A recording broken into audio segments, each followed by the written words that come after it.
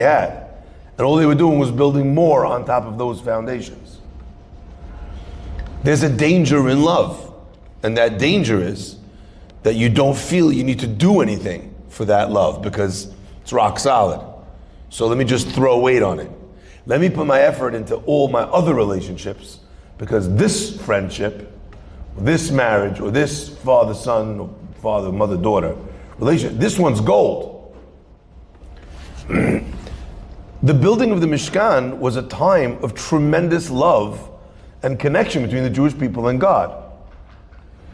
But that caused a letting down of the guard. Like a decision like, look, I could bring this korban that he didn't command us because look, we're so close, it won't matter. I could change the rules of his Bible. I don't want to get married, I'm not going to even try because, I think that's better. That's a love that's dangerous.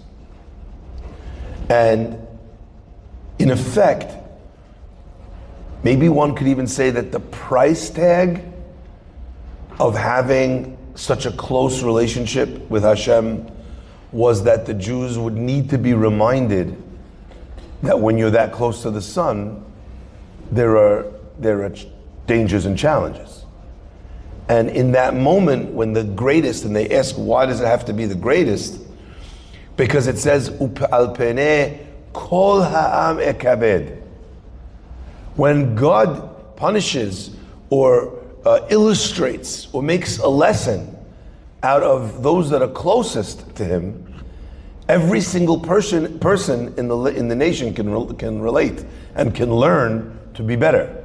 Al penei kol ha'adam ekabed. But when it comes, on the other hand, if a regular person or a wicked person would have been punished, then not everyone would have learned. People that were above that level might have thought that they were safe. We are learning over here that love has an upside and a downside. And when love doesn't come with that level of duty, with that level of responsibility, of care, of concern, almost of fear. Let me explain what that fear is. In halakha we say that a person should be doeg umetzar. A person should worry and be sad about the destruction of the temple, the loss of the Beit HaMikdash, the fact that Am Yisrael is in Galut. Ra'ui la'adam liot metzar v'doeg. I want to explain what that means.